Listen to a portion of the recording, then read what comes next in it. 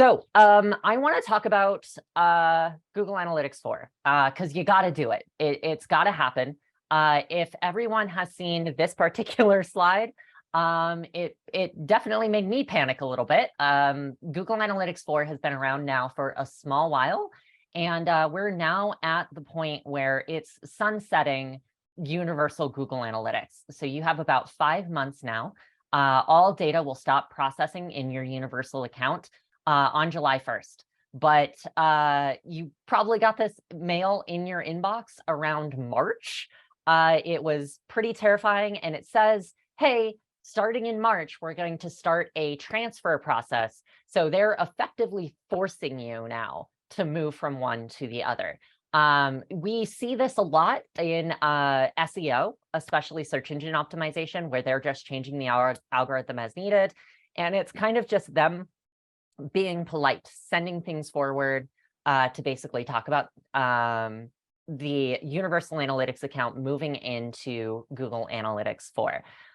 So what we're going to do is we're going to talk about this, right? Like, what exactly is this going to impact for our businesses moving forward? And especially as the internet has grown and developed, Universal Analytics doesn't necessarily cut it anymore. And we use the internet in completely wildly different ways. One specific aspect is with online community, which is my specialization.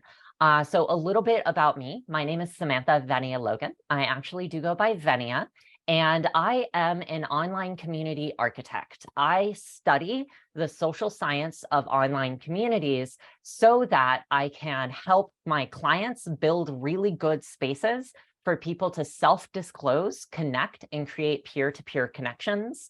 And then I turn around and use those case studies to teach community managers of all different kinds how to build better virtual worlds. So I actually started building online community way back in 2012. I started a YouTube channel. I was primarily in the LGBTQIA space, the queer space, where I wanted to talk about all of the problems that queer people faced with expressing their identities online. And before I knew it, I ended up with 4,400 people, all unable to be authentic and out with who they were. And I needed to get them resources for brick and mortar individuals into online spaces so that people could access those resources without potentially outing themselves. And I didn't know how to do this, right? Like, it's incredibly important to recognize that the way that our marketing back in 2012 and 2013 worked was very dangerous for those individuals. So it's been a base level question for me. How do you measure online community health? And how do you do it in a way that lends credence to your finances without endangering your audience? And you can tell, like, that's been an issue for us since like GDPR. In order to learn this, I did two things. I went to school and I got a degree in communication and in anthropology with a specialization in the study of virtual worlds. And after that, I knew all of the things that I needed to know, but I didn't really know how the internet itself worked. So I went to Ryan Dice at Digital Marketer and I asked, hey, can I be your marketing intern, spend time in every single one of your departments? And by doing so, I learned full stack marketing for over 15 businesses across multiple verticals. I was full-time sometimes, I was working in contract business other times, et cetera. So I became a full stack marketer. And then after that, I launched directly into the thing that makes my heart sing. It's what I'm doing now. I launched sociallyconstructed.online, which is an organization, a consultancy that's all about helping you build better online spaces using the power of social science, and then turning around to teach community managers how to do it. So kind of coming back to ground on this, let's talk about Google Analytics 4. Just real quick, UGA, if you are entering late, UGA leaves, it stops processing data on July 1st. That's a big, big, big deal. And what's worse is they've started migrating people from Universal Google Analytics into GA4 almost forcefully. You can opt out if you want to. it will move into your Universal Analytics property, your July property, starting in March. If you want to turn it off, you can pop into GA4 Setup Assistant in your UGA account, and then you'll see this nice little pop-up, hey, turn this off.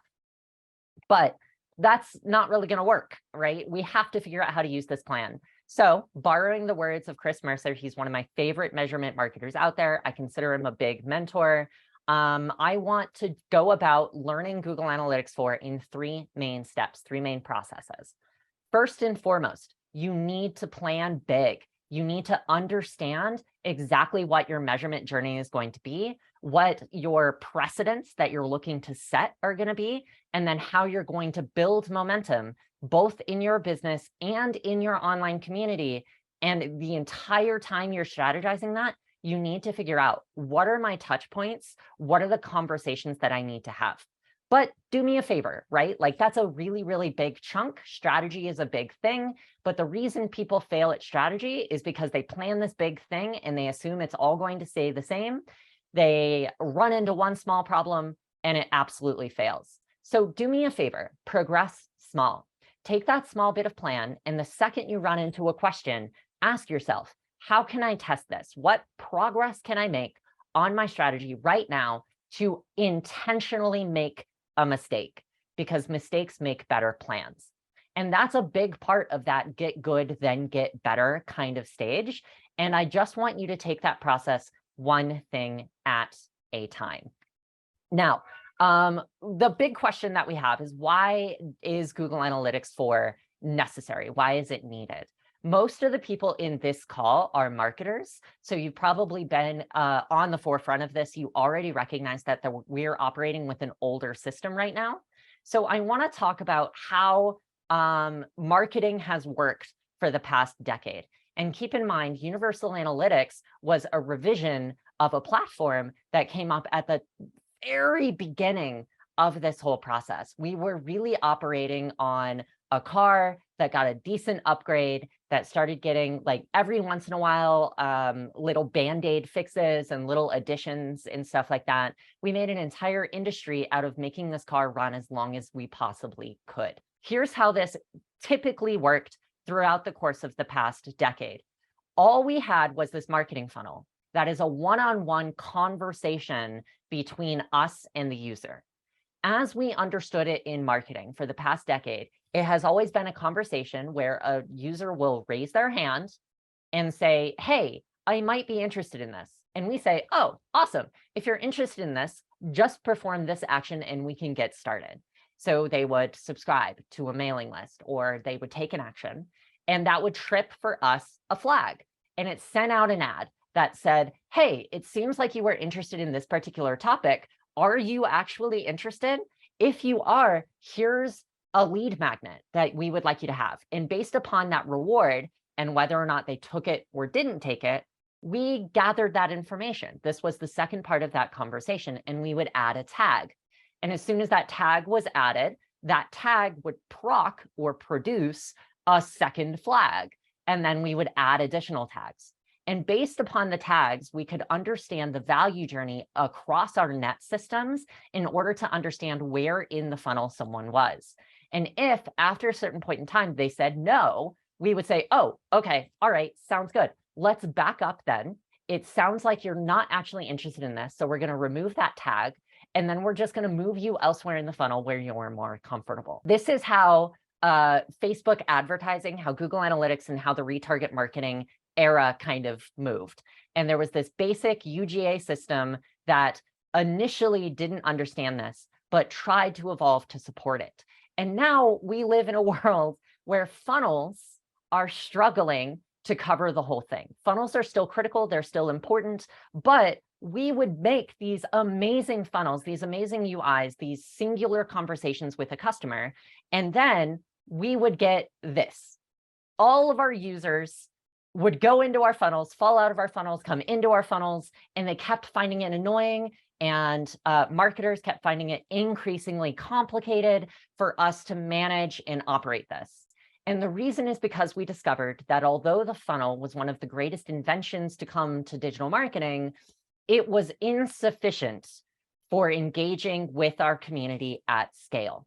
And the reason is because funnels converse with an individual user, but the communities that we started to build, our audiences that built into our brand, wore our brand values, got closer to us, became advocates and promoters for our brands. What we were really developing was not a conversation.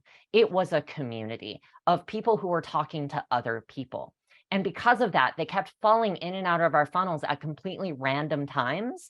And we lost the thread on those conversations as a result. So what do we have now? In online community management, we look at an entire community of people who are engaging with multiple funnels across our communities. If you look over here on the bottom right of the new Orbit model, which is an online community management model, you'll see that we have this highlighted section. That is the traditional funnel. The traditional funnel was always a one-over-one conversation asking people, would you like to come closer to our brand? But there were a myriad of conversations all happening outside of that funnel. And we had to produce that funnel over on the right, and then we produced another one, and another one, and another one. And we were having this conversation with them as a collection of funnels across what we see here. And this is really just a valence model. It's a series of membranes where you have an observer individual in your community, and then they decide to take a step. They fall into one of our funnels, and that funnel navigates the step relationship from observer to user. And then the user wants to stay in that shell for a while. They want to increase their reach, talk to other individuals, be a part of just being a user. And then after a period of time, they will make the choice to come closer. And that's when they fall into another funnel. And that funnel moves them from a user to a fan.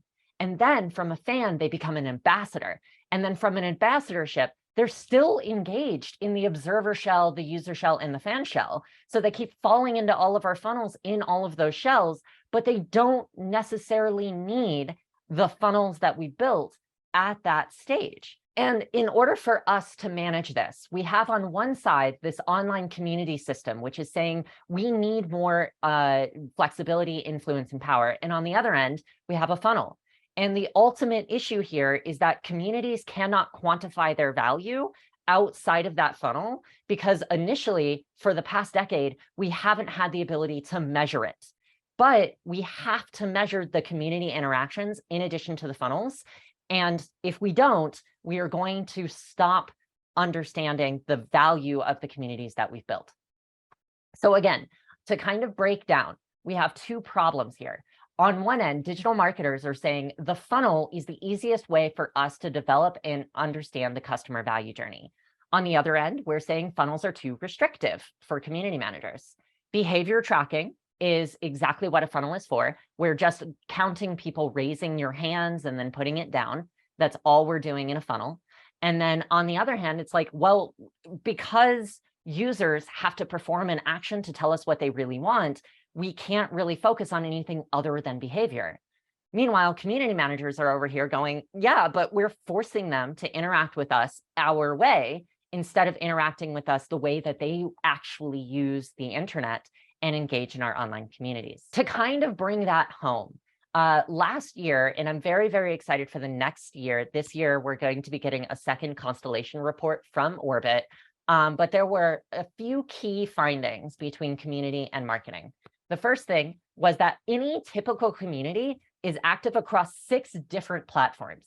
We don't build funnels to do that. And in addition to that, our community teams are regularly trying 3 completely new tools and platforms every year.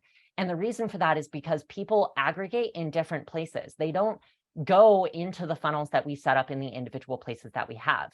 So we need to manage better automation, better integration.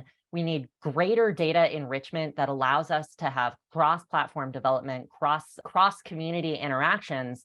And we can't just be using the tools that are comfortable for us.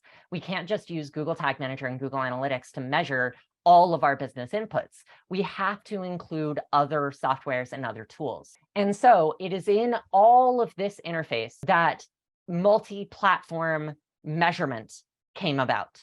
So community managers now have entirely new tools that marketers haven't even been involved with. Marketers, please sound off in the chat for me if there is even one brand currently on this slide that you don't know about, because in the community space, these are the big major players.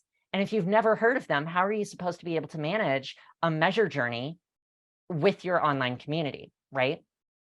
So now we have, in the new world, two halves to a conversation.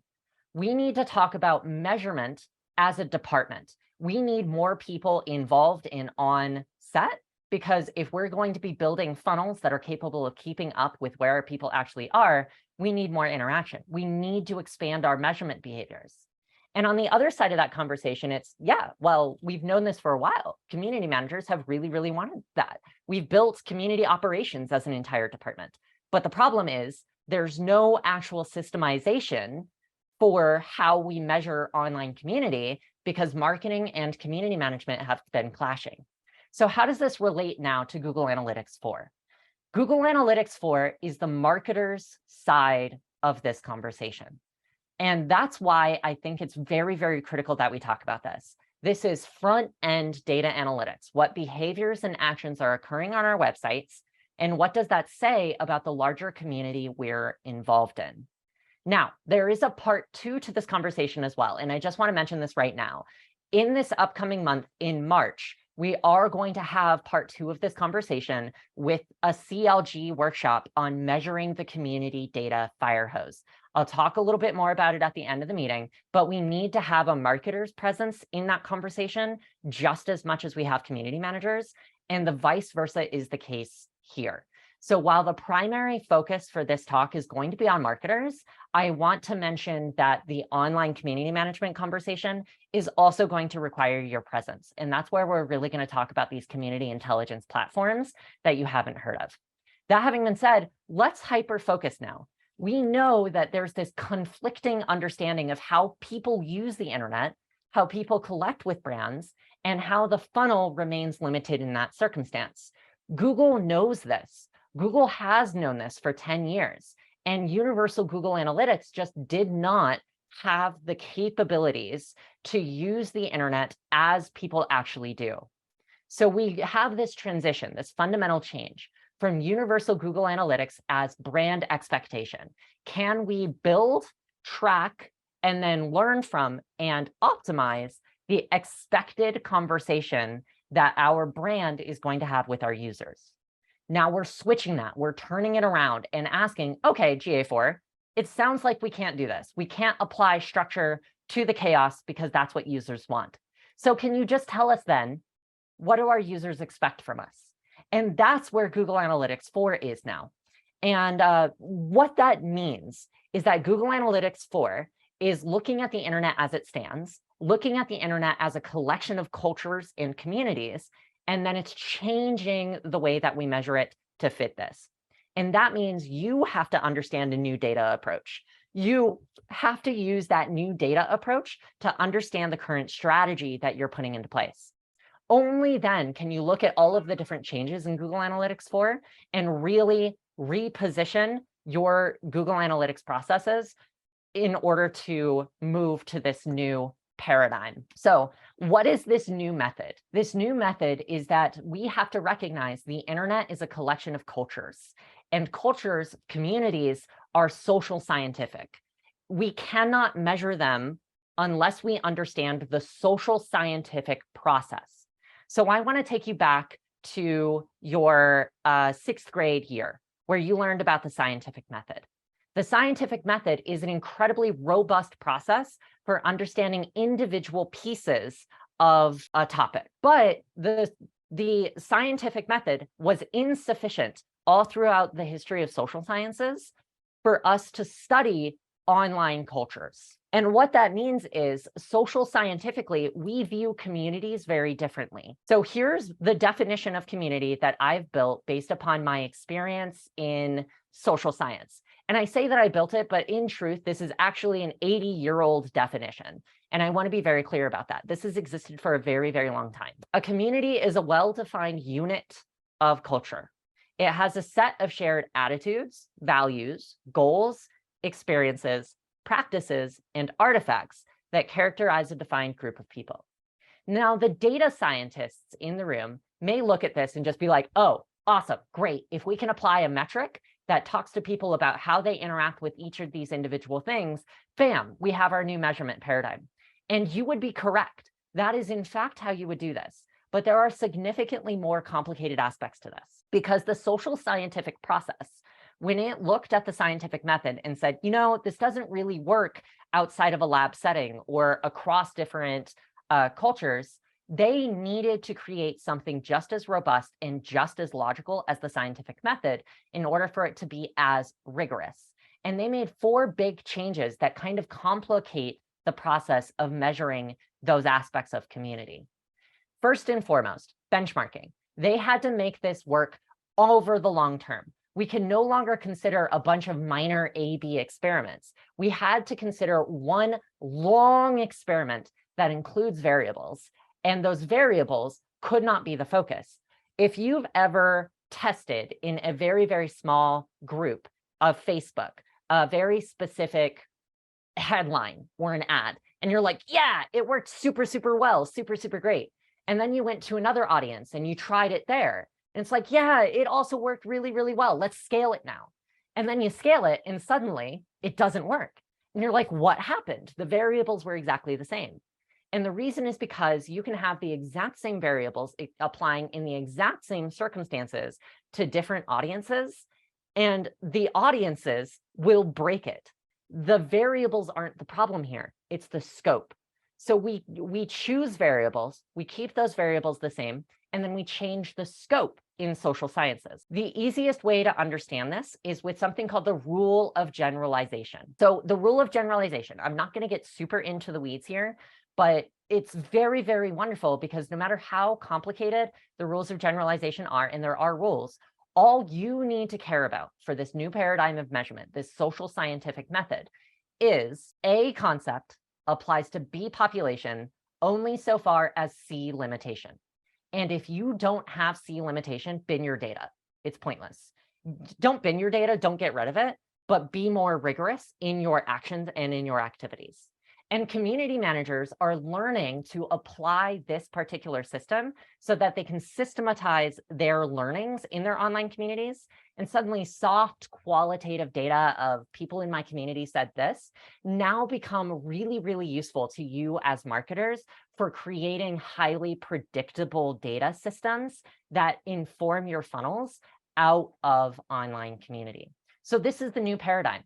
Just use your metric systems to answer every question that you have in this particular format, and you should be largely okay. But now we need to talk about one other aspect of this, the scopes of community. This is the next paradigm that you need to approach. Back in the 1980s, there was this man named Urie Bronfenbrenner. He was a sociologist, and by and large, his whole concept with this system was that society can be broken down into small individual structures, what we call in social science scopes. On one end, there's your individual. How do you think? How do you feel? How do you express yourself to others in that regard? And then how do you interact with the people around you, your friends, your family members? What does that interpersonal level look like? And then organizationally speaking, how do people come together to create shared meaning, use that shared meaning to put together shared goals, and then work to achieve those specific goals within a specific brand? And then after that, how do those brands and those groups interact with one another? How do they create a larger community and a cohesive whole? And then based upon all of these interactions, we create laws or cultural mores, public policy that determines this.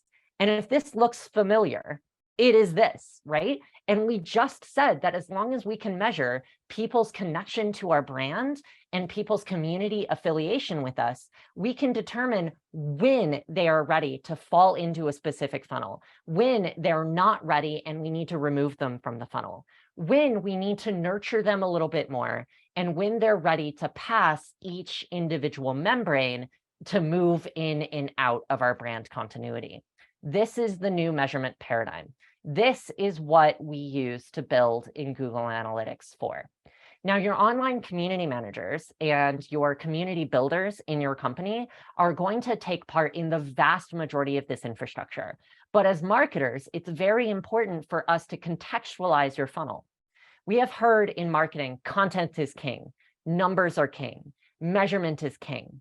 But the one thing I want to drive into your head is that content is king. Yes, context is queen. There is an entire family here, a royal family.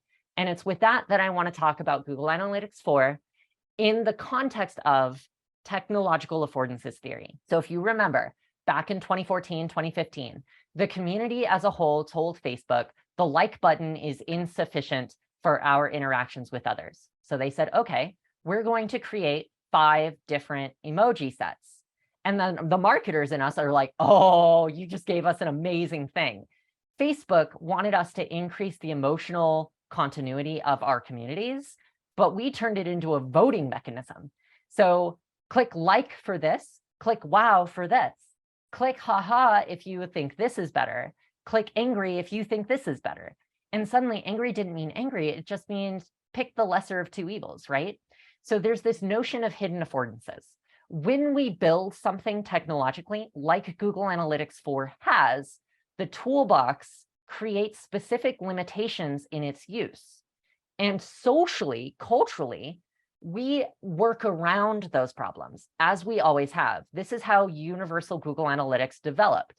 Now we have a new technology, and we're going to discover the limitations of this new technology and also all the fun ways we can break it, all of the things this technology affords us. So Google Analytics 4 created a toolbox that is as open as possible to how people will use the internet in our individual community spaces. To do that, they dropped the funnel limitation. We no longer have to set up goals. We no longer have directly limited views in each of our Google Analytics properties.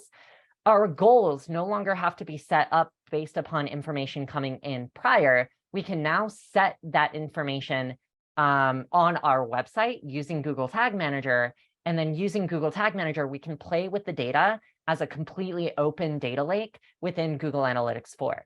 What helps us do that is an events data format. We're already pretty familiar with this for our paid advertisers in the room. You're already familiar with Facebook allowing you to implement a series of custom ads, but this has been expanded in Google Analytics 4 to allow one event to have up to 25 pieces of information collected per event, which is incredible. It has created more feasibility for custom parameters. And doing so, it's given us, if you remember how that traditional funnel system works, it's a tag and flag system that allows us to change and adapt all of our funnels to match the audiences that we build in Google Analytics 4. And those audiences are now exportable. We can now export those into other systems, specifically to understand the different audience demographics of our online communities. That's so critical and important. Additionally, we also live in a data security world. So I would be remiss if I didn't mention that, one, the data toolbox is restricted in terms of data.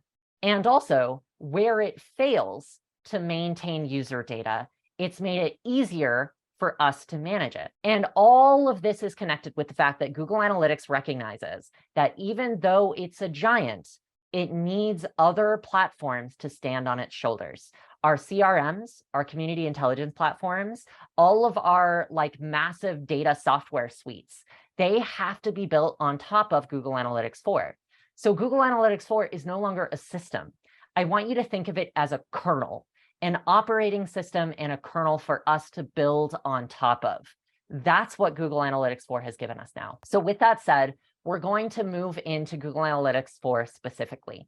And because we're so short on time, I'm only going to be doing this in slides, but I would really love to do a follow-up meeting or a follow-up talk if anyone is interested on actually opening up Google Analytics and walking through and actually constructing all of these situations. Let us know below and let us know in the survey after the event whether or not that's something that you would like to do. And then we'll kind of look at that, right? It's community generated content. We want to know what you think after this.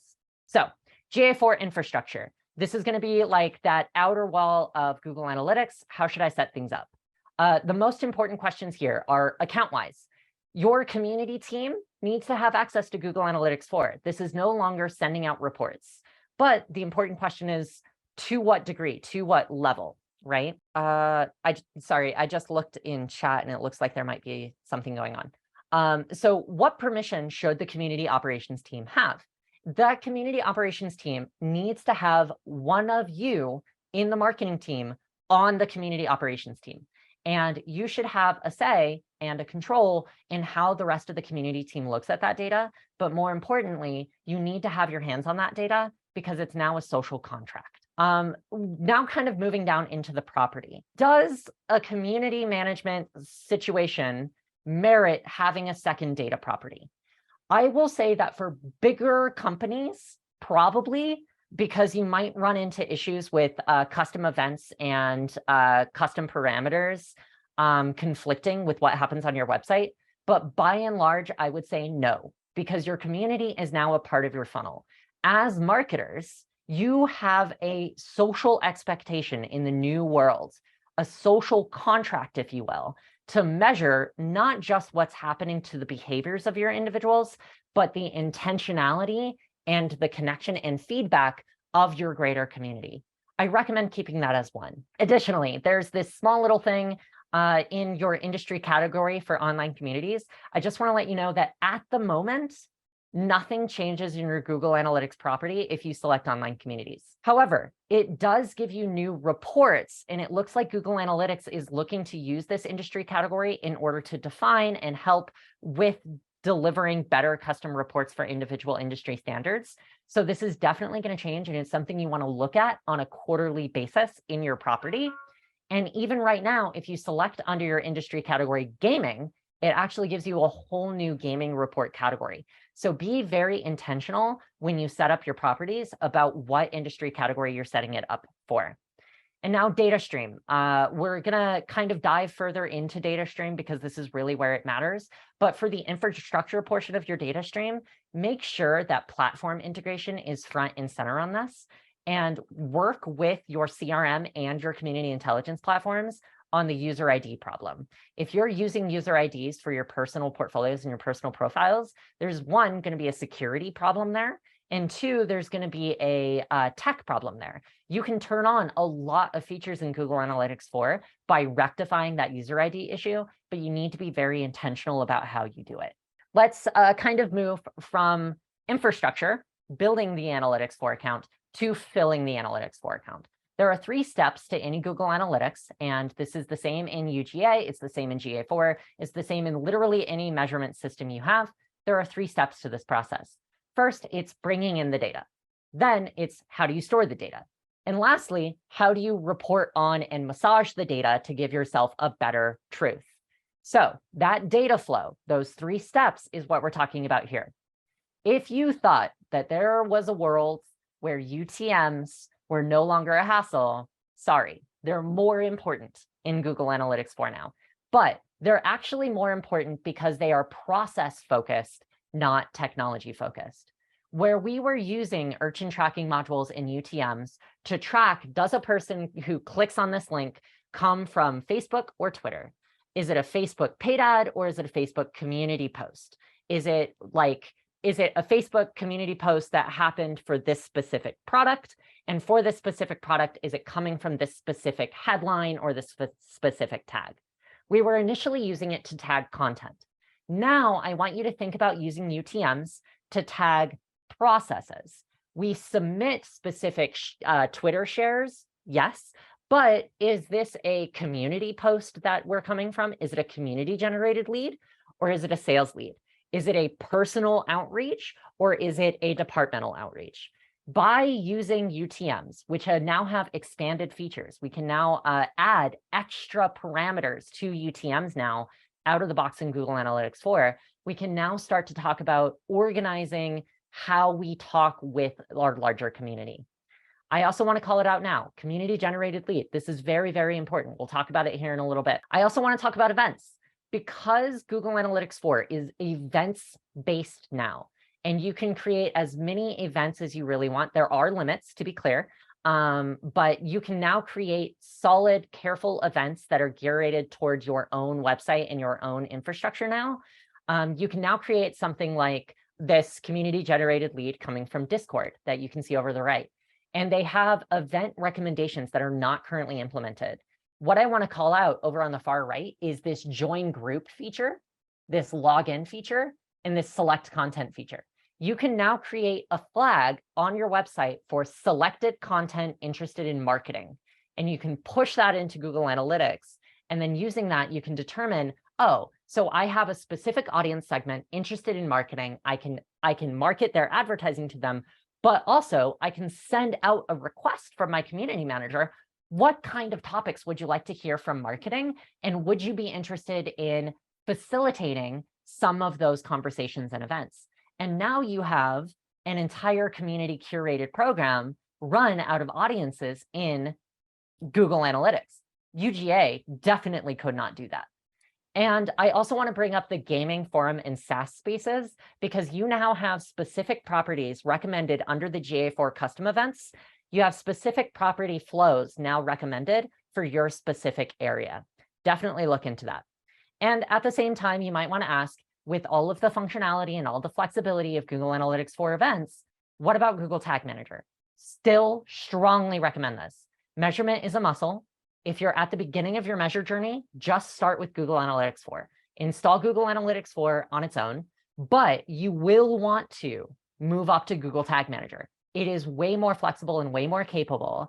And now that on its storage side, it has like this wider toolbox, Google Tag Manager is now only more useful, not less. I also want to talk about conversions. Events now have independent convertibility.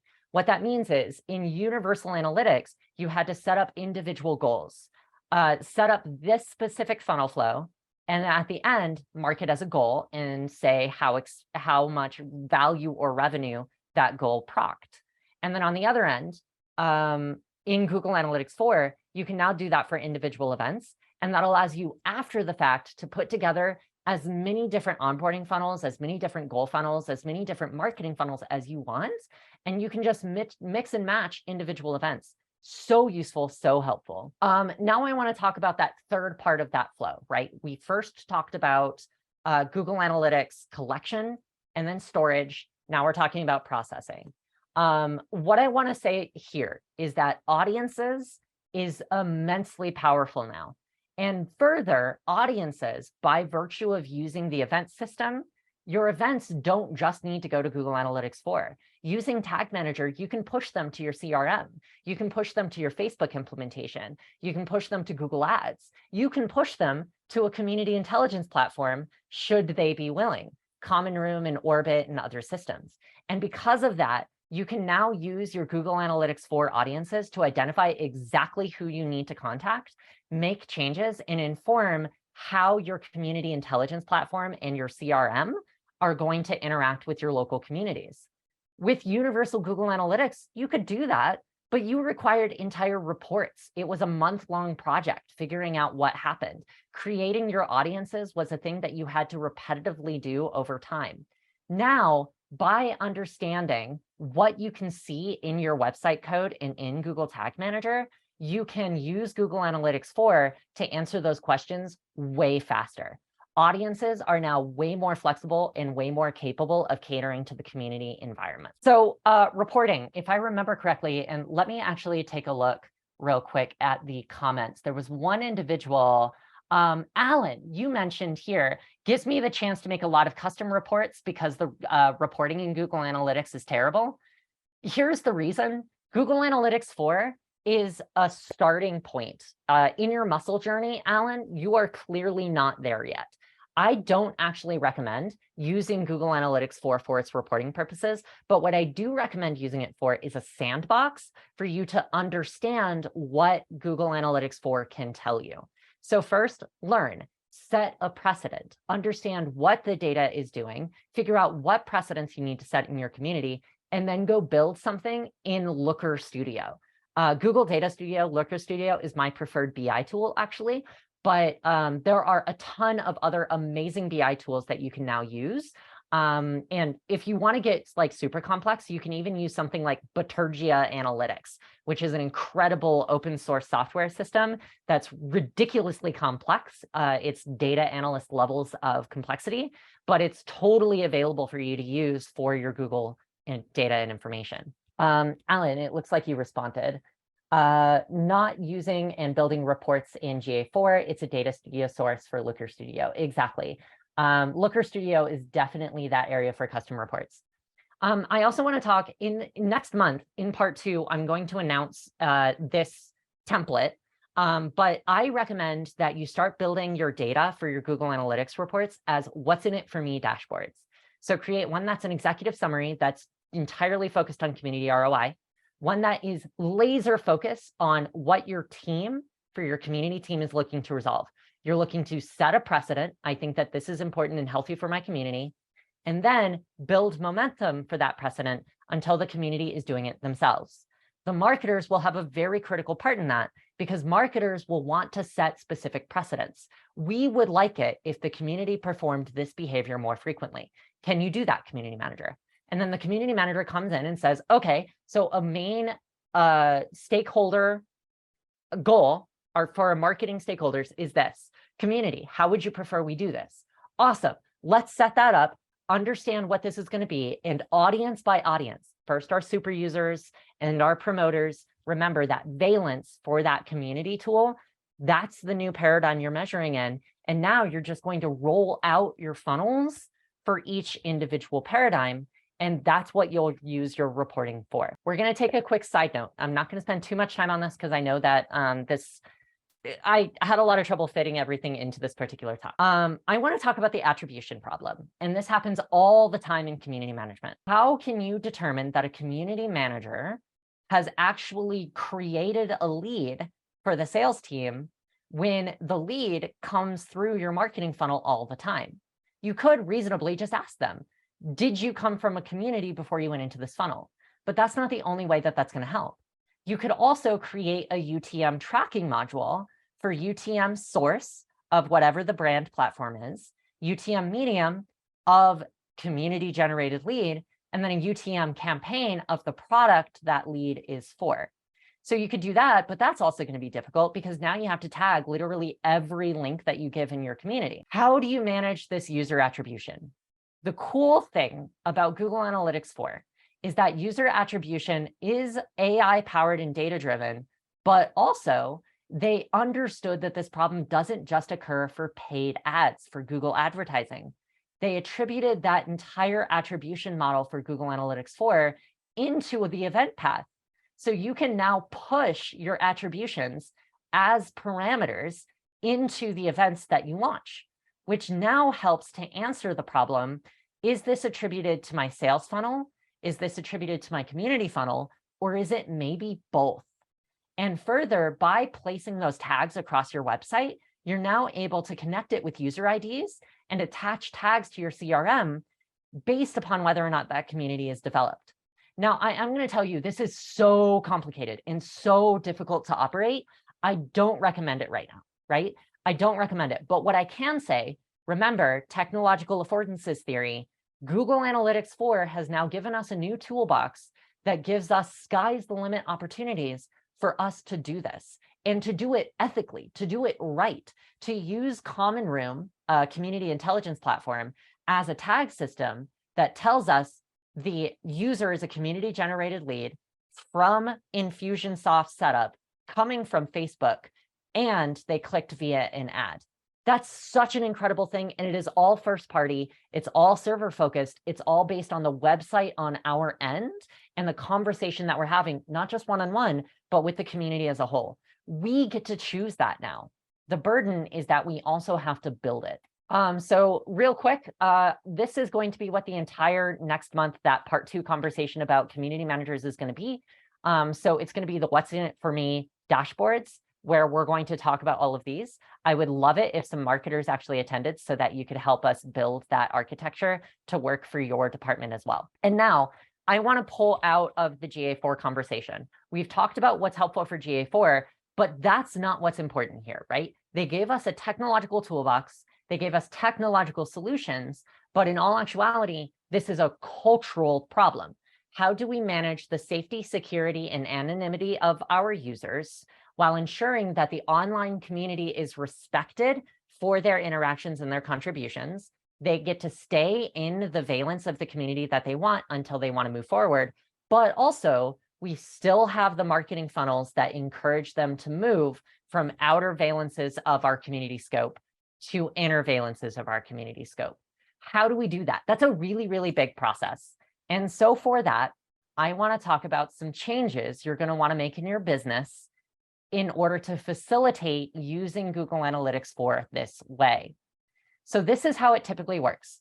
In Universal Google Analytics, this was the confounding struggle of reporters in marketing and community managers in individual platforms.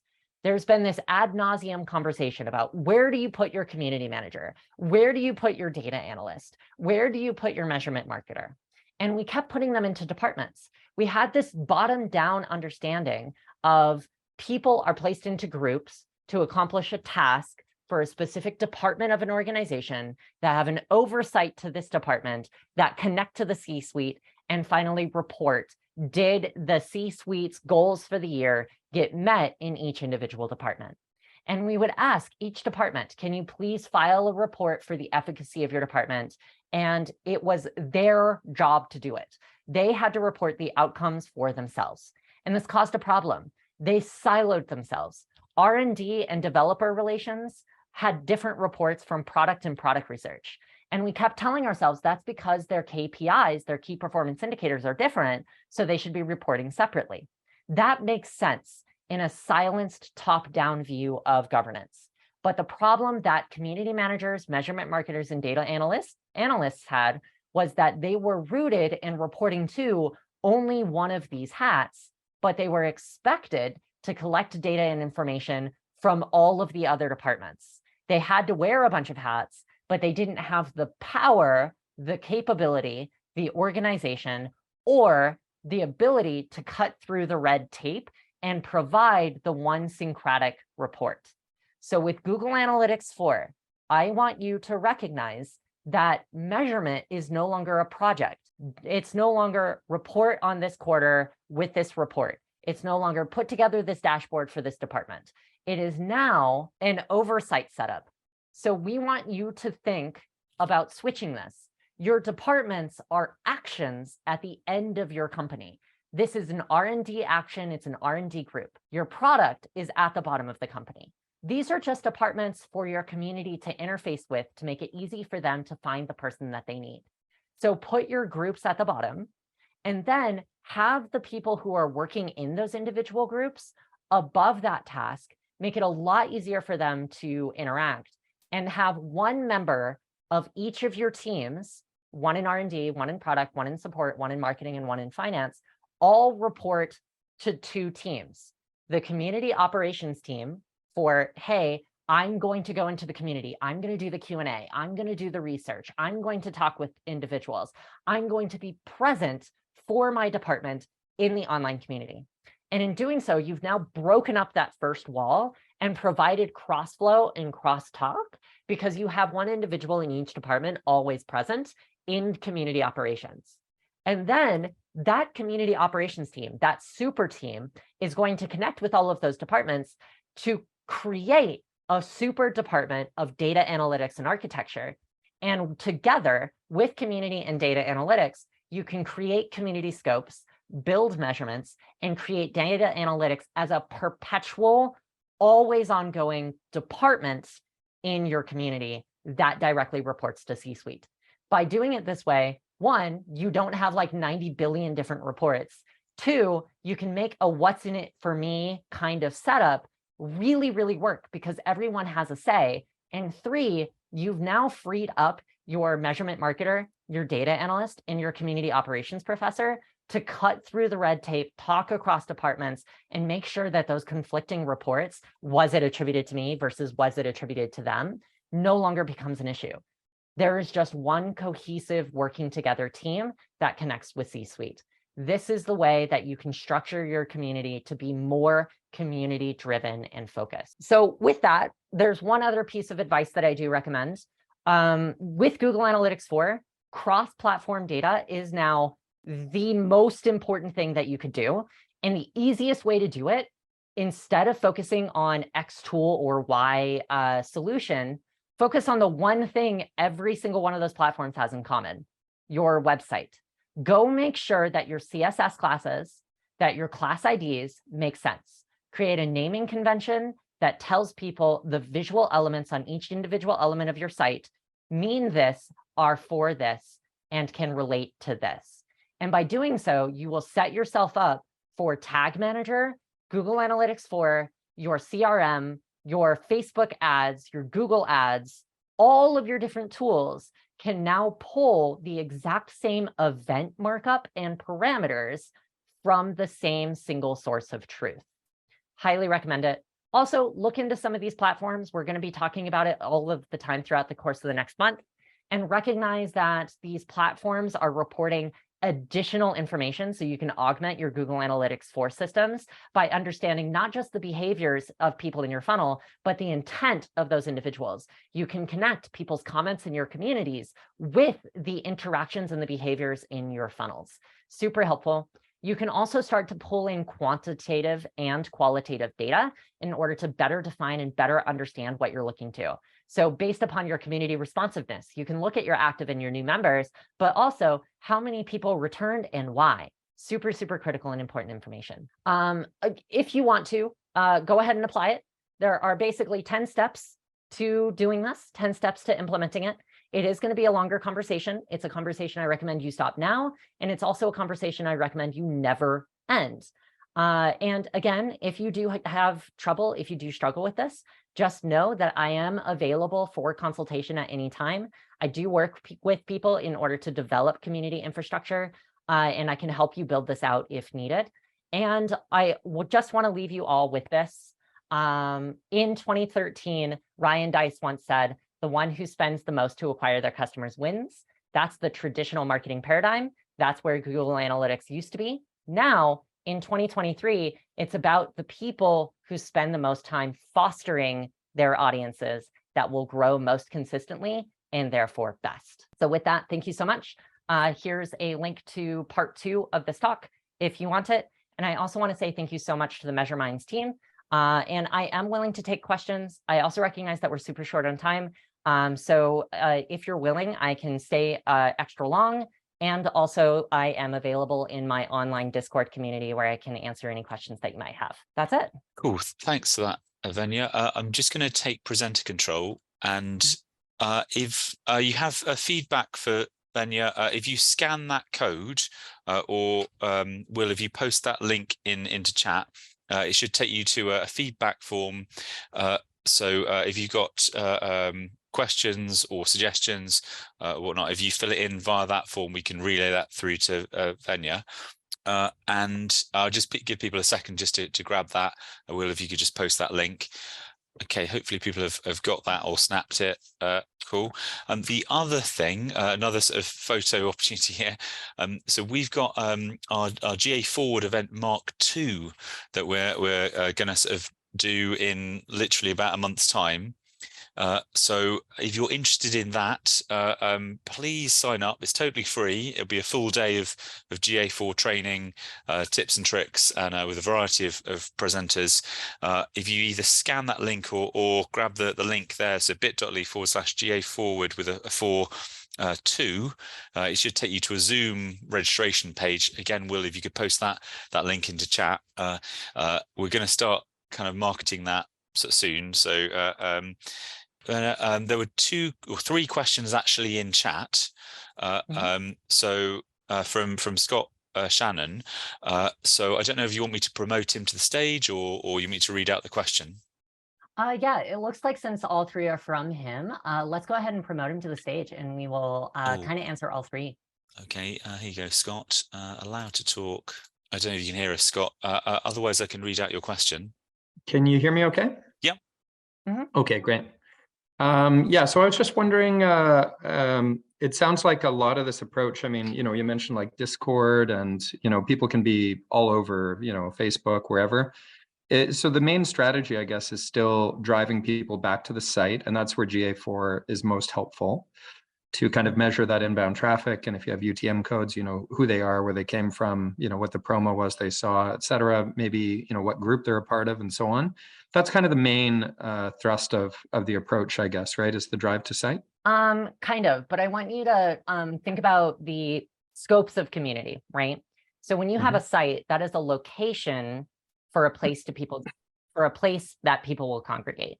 So what you're looking to do with GA4 is you're looking to build across all of your myriad of funnels. Funnels are still relevant, right? Because they're responsible for moving people from scope to scope. Each scope is going to take place at a location. So your site is going to be the place where people collect your content-focused information, but your Discord community or your discourse forum, which will be a lock-gated portion of your site, that's going to be people where people come together and congregate. So the new paradigm of measurement for GA4 is in each of your funnels, identify each community scope, what's different about each one, what is your ask for moving people from scope A to scope B. And it's that membrane that you're looking to identify in Google Analytics for. Yeah, got it. Does that make sense? Yeah, and I was thinking about an example, like if you have a user's identity in Discord or something like that, or Facebook, if you were to like export a bunch of data about a specific user from, you know, some other platform that's part of the ecosystem, in order to get that into Google Analytics, I'm just wondering if we'd consider that like fired in directly. In GA3, we could do this with measurement protocol, and it just means firing in individual pieces of information with that user ID tagged to the data parcel. And or the data import method against user ID or something like that. But I'm just wondering, when you have different types of data from different types of platforms about your users, how we kind of bring it into GA4 in a case where there isn't a website visit, kind of the behind the scenes kind of data import. And just wondering what your thoughts are on that. Yeah, so as I said before, GA4 made this a billion times easier because it's now event-based instead of being based on goals and values and sets. So you don't have to set it up before the fact, which means you can now collect data across 3 different touch points. So before the fact, you have UTMs, like community generated lead, and UTMs are now more expansive. Instead of having 5 different sections, source, medium, campaign, content, and term, now we have 8.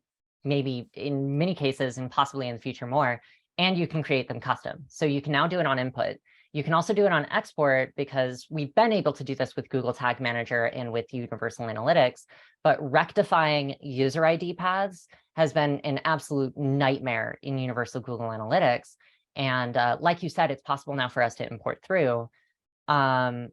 With Google Analytics 4, we can now rectify those user IDs with your CRM and with your community intelligence platform way more easily. And by the way, the community intelligence platform is new, so you might want to interact with the data analysts for each platform that your community manager chooses in order to do that.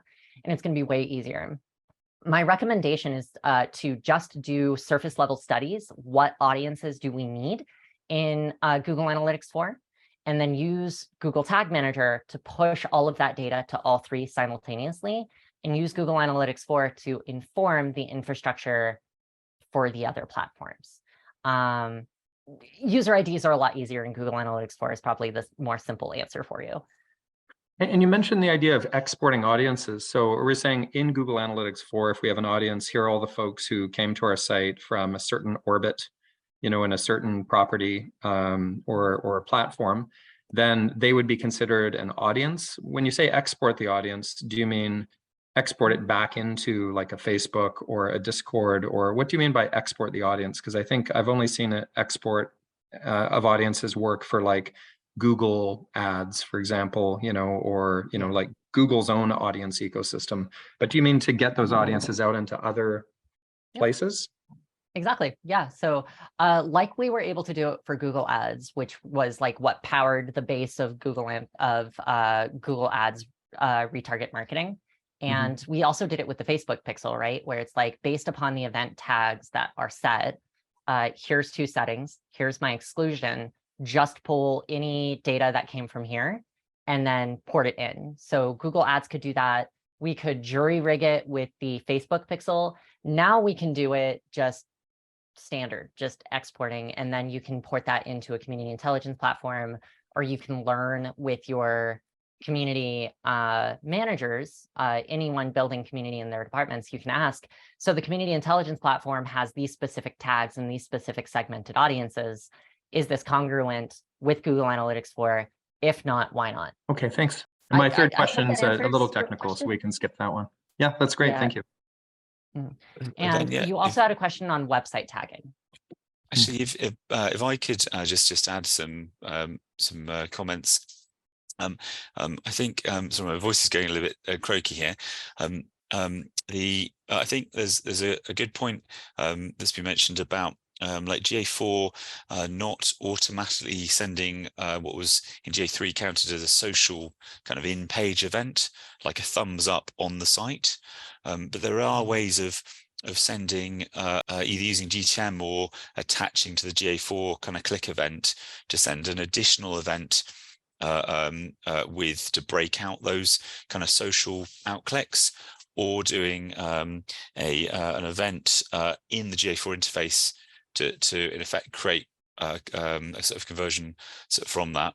But I think the other thing I think Scott's kind of alluding to is about this sort of single sign-on and trying to tie an ID across on-site with community. Obviously, Google's trying to encourage people to use like a Chrome single sign-on and then be used as the single sign-on identity. But it's a bit like kind of an email hash and having some form of linking that allows the kind of community data of someone's activity on like an external community pulled in to the kind of on-site activity. So I think that's a kind of an interesting angle, almost a bit like with display impressions and attaching that and showing that in Analytics, similar sort of thing. But in this case, it's kind of community impressions. I think a bit like with Google Plus back in the day, where that was natively integrated and you have the impressions from the actual like social network kind of pulled in. I think I'm kind of guessing a bit that's what Scott is kind of alluding to. But I did put a link to the Google Identity bit into chat because I think that's a good way to go, as in like one-click single sign-on. Yeah, agreed. I hope that answers your question, Scott. I know that it was a little bit meandering of an answer, but effectively, the whole idea is with Google Analytics for audiences, and I really hope that they focus on this as it grows as well, because it's going to be using the events and parameters in order to divide things instead of asking you to identify them personally. It's going to be way easier for you to rectify what Google Analytics is telling you versus your CRM, Facebook, etc. And you'll be able to export it to any other platform using a CIP, community intelligence platform. Okay, thanks a lot. Then one other tip or suggestion. I've seen like MailChimp and email platforms used with an email hash identifier. So obviously, like storing an email address in plain text on a landing page is a definite no-no, because that can lead to a GA3 and GA4 account being deleted. But if it's a kind of a hashed email, as in an encrypted value, that's one-way encrypted, I've seen that used to in effect re-identify users when they click through from like MailChimp, etc. So it's kind of, if they've come from one community, they're in effect like automatically re-identified when they pass from third-party community to like first-party site. And that, so that's something that potentially could be used, but there's not like a UTM underscore email hash or UTM underscore user underscore ID. That's and I mean, the efficacy of that is one thing, the ethical impact of that is another. And I think that's why Google Analytics 4 has given us such an open toolbox. Like, the freedom for us to control the data of the individuals in our community is now ours, but that also means that the onus and responsibility of how we use it is ours. And with the user ID justification, being able to rectify them a lot easier, we should be able to use first-party content and server-side information a lot easier and a lot better to identify them. But I don't really want to talk too much about like, should you hash an email after the PII removal and then use that PII removal in order to connect to a CRM account? On one end, like the data never left you, it's all happening on the back end with you. On the other hand, like I kind of feel like that breeds really, really close toward the identity issues. And I guess that's what identity services is for, but I don't know. Yeah, I think I mean, given that things are kind of moved aside from communities with Safari trying to kill off cookies, user Yeah. ID tracking of some form is probably going to be a way that most sites kind of move. But yeah, I agree that it would be nice if there was a way of kind of adding a timestamp or pseudo identifier to make a user ID hash expire possibly, or time out after data destruction points. Yeah. Yeah. It's kind of a bit like the only way to do it would be to change someone's email address. That's the only way to reset the hash. But the I mean, as both Facebook and Google Ads are pushing towards, in effect, customer match and enhanced conversions, and yeah, user ID becoming more centric, I think it seems to be moving that way. But yeah, I hear what you're saying. Have we just looking at the chat? There's also here for website tagging, do you think document markup is better than a JavaScript data layer, or are both good approaches? Scott, that was your question, yes? Do you want to elaborate on it? Yeah, I know you mentioned just kind of updating the HTML with class IDs and so on, so you could identify a click on a Facebook, interaction or an outbound link click or something like that, kind of in a consistent manner. And I think a method that Google's been promoting for that standardization to collect data and all tags collect the same data, or at the same time, is a data layer approach. And it just means you click on a button, you surface up a unique label, and based on the presence of that label, GTM would fire off all the various pixels and tags and tracking that you have as a way to kind of simplify the architecture. And just in some cases, when we do a website update and we change, the visual presentation of a website, then tracking can break in analytics. So data layer is kind of invented as a way of separating the presentation layer from the data collection layer and ultimately the analytics. So anyway, I just thought I'd mention that to see if you see some advantage in marking up the HTML, which I think traditionally might be more brittle in terms of tracking than the data layer approach. But yeah, I'm just curious to know if I'm overlooking something there. Yeah, as far as I'm concerned, and I think that this is very important, especially in SEO, I learned that even when something is fragile, as long as the input is well organized, well named, you have a strong naming convention and a good structure, it's a lot easier for the input of something to stay working. So my recommendation is to strongly use CSS classes and CSS IDs to identify where on pages things are and what they're for. And you're right, like that's not necessarily going to work, but it's certainly going to make it a lot easier for the data layer and for other systems as well. Your community intelligence platform is also looking at that. Like the things that load up on your site's page, the easiest things are going to be in your CSS and your HTML classes. And you're right, they are fragile. But once you do add that data layer is just going to fire on what's there.